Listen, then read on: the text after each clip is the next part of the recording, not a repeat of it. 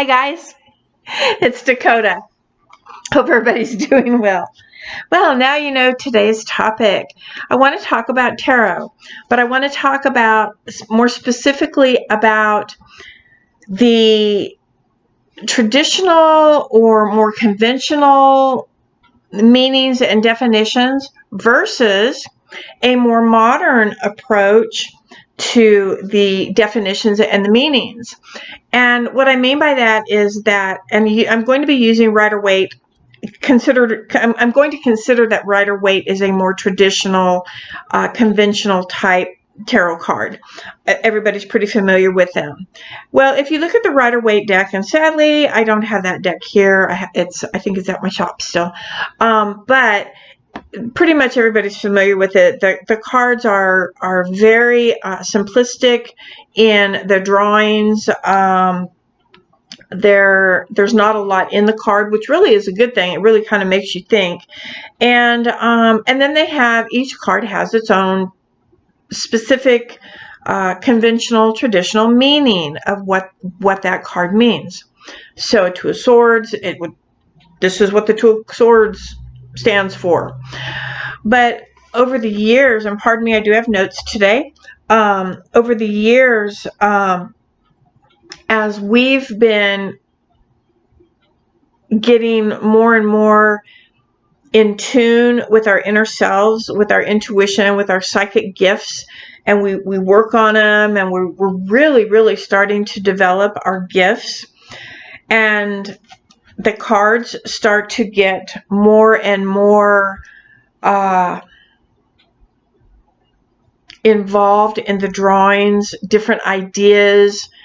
We have really, really modern art. We have Renaissance art. We have fantasy art. We have all these different types of tarot cards now as well.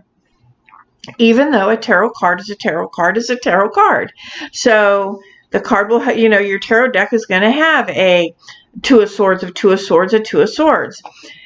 However, if we looked at the Rider-Waite Two of Swords, and then we looked at, say, the, I don't know, Dragon Fantasy Tarot deck, that's going to look very different. It's going to look very different. There's a tarot deck that I love the artwork. It's the Tarot Illuminati, I think. I don't know. I'm just really drawn to the art. I don't have the deck. I don't own it, because every time I think about getting it, I will look through the cards, and I love them. I think they're very beautiful, but there's something there that I'm not connecting with. Don't know what that is. And you all know that the deck that I use for reading at my store is a deck that I never, ever, ever would have purchased, because I think it's simplistic, and there's not a lot to it. It's kind of, it's not cartoonish, but I use the Witch's Tarot, Eileen Dugan, and no offense to Eileen Dugan, that is the way the cards are designed, but it's just not I don't resonate to that art whatsoever. However, the deck thinks differently, and the deck thinks that that's the deck that I should use when I read, and so that's the deck that I use when I read for my shop.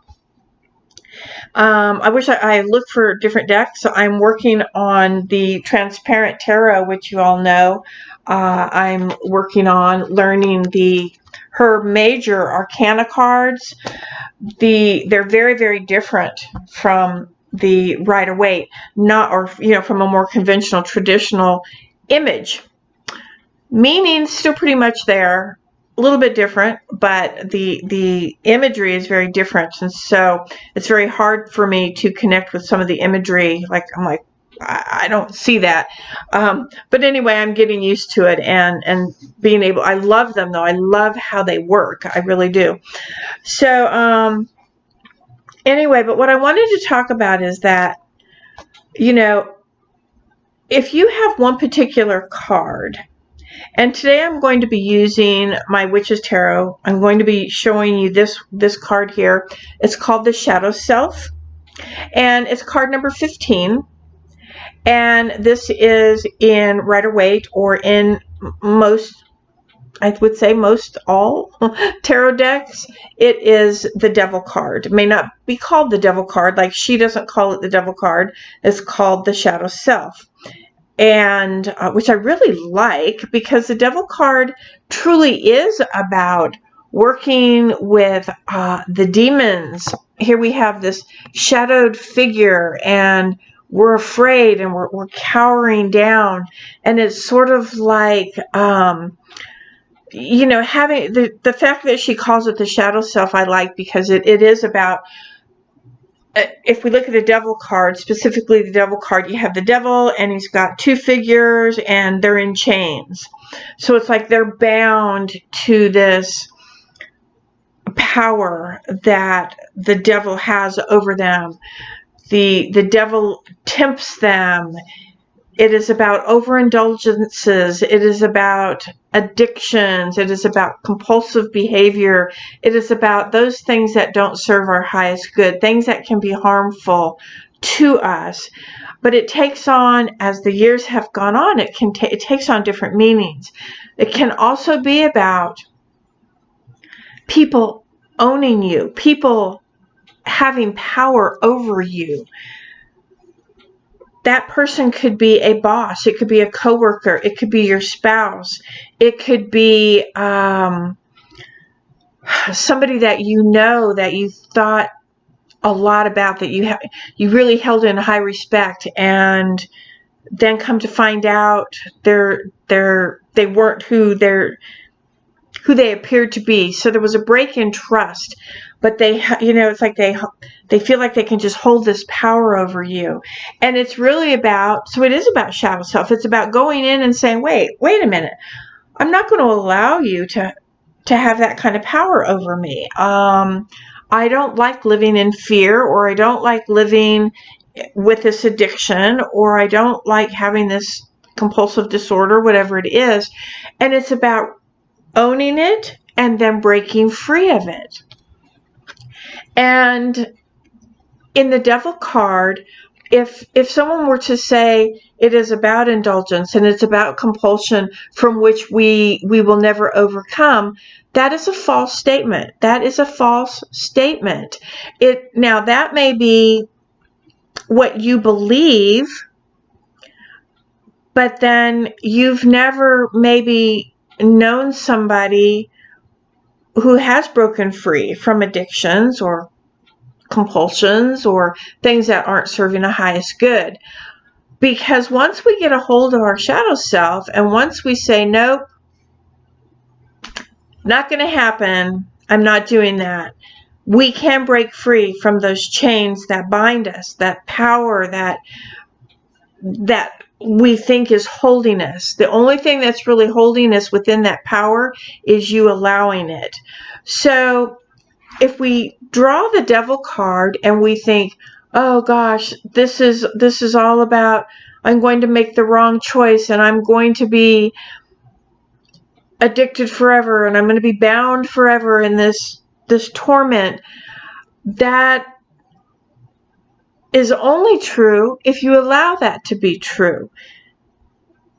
If we were to put this card, and as you know, I also, when I do my little 2-card spread for the week, I always draw 2 cards. So just to see what one has to say. One is tarot, and then the other one I use Raven Gramasi's The Hidden Path, which is kind of, it's more like an oracle card. I don't really know what to call them. It doesn't say. The Hidden Path, that's all that it says. So anyway, but I like his cards. So what I'll do is I would pull, let's say that I pulled this card, the devil card. I'm going to show you how the meaning transforms. Okay? So we all know that's about addiction and compulsive behaviors, and maybe the conventional, traditional Rider-Waite definition says of which we cannot overcome. How I don't believe that to be true, me personally. Not saying that somebody that does believe that is wrong. What I'm saying is I don't believe that to be true for myself or how I read. So if I were to pull a card from Raven's deck, and I just pulled this card to show you the difference. This is called the Fairy Door. It's called the Fairy Door. And I'm going to read this because it says, when this card appears, it's a sign that something is finally revealed or accessible now. So if I look at that and I say something is finally being revealed, or accessible, all I have to do is open that door and walk out, and you no longer have power over me. That's all I have to do. Is it easy? It's not that easy. Can it be done? It absolutely can be done. It absolutely can be done. So you can't just take the cards in today's world where there's so much meaning to one card, or so much going on in one card, and just say, oh, okay, this is shadow self, this is the devil card, this is all about things that we can't overcome, addiction, compulsive, that's just the way it is. No, it isn't. And if I had a spread, it's been some time ago, where I did it was a Celtic Cross, my version, which is 7 cards. I don't use 10. And I don't use card 7, 8, and 9. I don't use those cards. But I had the devil card as past. What's happened in the past? What happened in the past was, and it was true. What happened in the past was there was addictions. There was addiction problems. But when I went to where the person was now, I saw that they were able to get clean. They were able to find another path to travel down. And then the future card was some other card that took them on a new journey. So the traditional meaning of compulsive behavior and things that you can't overcome did not hold true when I put it with another card that said, yes, you can. Yes, you can break free. You don't have to stay in that bound forever mindset. You have the power to break free. And so it would be to your benefit and to serve your highest good to take a risk. Open the door, see what's out there, see what's on the other side of the door, and break free from those that are holding you back and those things that don't serve your highest good. Whether it is a chemical drug addiction, if it's an alcohol addiction, or if it is cutting. I know somebody and they broke free of that. Compulsive eating. People that have such fears of their own ego, I have to be the best of the best. I have to be the one in power and of power. Walk away. Walk away from that, because that does not serve your highest good. I have experienced that, and it was not healthy at all. And I recognized it immediately, but I have been in a position where I did not recognize immediately, and it was very harmful. And it took a lot of work. And it's not to say that certain things don't bring it up still, because it does. And then I just go in, do journey, deal with the demon, and go, yeah, I see you still may be lurking around the shadows, but you don't own me anymore. You don't have power over me anymore. So nice try, but I'm moving on. And that works. So I've thought about doing this tarot class, and I'm hopefully, when things get back to normal, which they will, I will be doing tarot. The one thing that I want to mention to anyone who's listening, watching, whatever, whether you are interested in learning tarot, or you're already studying tarot, or again, if you're already an experienced professional reader, make sure that you understand that not everybody is going to read exactly the way you read. Not everybody is going to interpret the card the way that you interpret it. That's the good thing about this path, and that is the good thing about us that are on this spiritual journey, this whatever kind of journey you want to call it, metaphysical journey, light path working journey, shamanic journey, whatever kind of journey you want to label it. The point is that we study it, we practice it, we become it. And even if you and I went to through the same exact tarot course on the same exact dates, had the same teacher, and we sat next to each other in class, I guarantee you that we would be reading differently, because we vibrate at different frequencies, and I perceive things differently than you perceive things. I think a rose is beautiful, soft, smells good.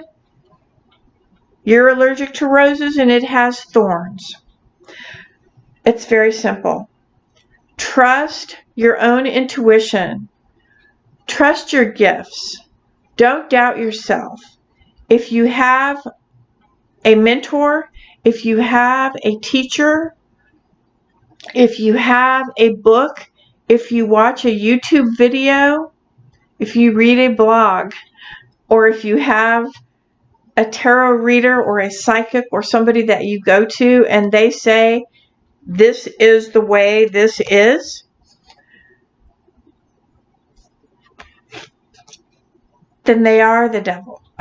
Then they are the devil card, because they have power over you.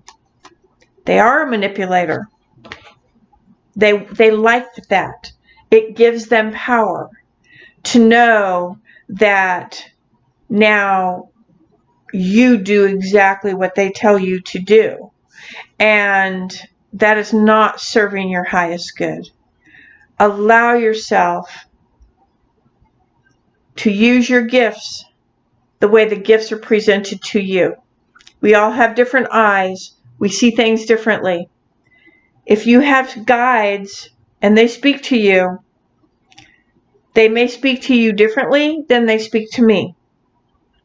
That is okay. All of that is okay. In fact, it's fantastic, because that is how we learn and that is how we grow. I can read the book that says the devil card is all about compulsive behavior, addictions, things that you cannot overcome. I can read that. I'm very capable of reading that. But that isn't necessarily how I'm going to read this card. Because how I see this card, based on an accompanying card, a card that accompanies it, or in a spread, or based on your question or my question, or how Spirit wants me to interpret it that particular day, or I spot something new in the card. All of a sudden I go, oh my gosh, I didn't even realize. Like, I didn't even realize. I noticed this the other day, and I'm not going to get into it, but he has a book in his hands. Book of knowledge? Don't know. So, anyway, that's what I have to say. Trust yourself. Trust your own instinct. Don't let anybody tell you that this is right and this is wrong. As far as tarot goes, we'll just use that for now. Okay. All right, guys. That's it. And I'm probably going to try to do like 2 videos a week now, just because, you know, I'm home, and but I'm trying to stay productive in my head. I've got some other things coming up. So if you never have, you might want to check out my Facebook page. I don't really, you know, I've not really promoted it. I've talked about my store, but my store is The Peddler and the Crow. And you might want, you know, I'm doing some live videos, and I always post stuff on there. Plug. I'm sorry. I don't know. I'm bored. I'm going crazy. Someone help me. Bye, guys. See you soon. Stay safe.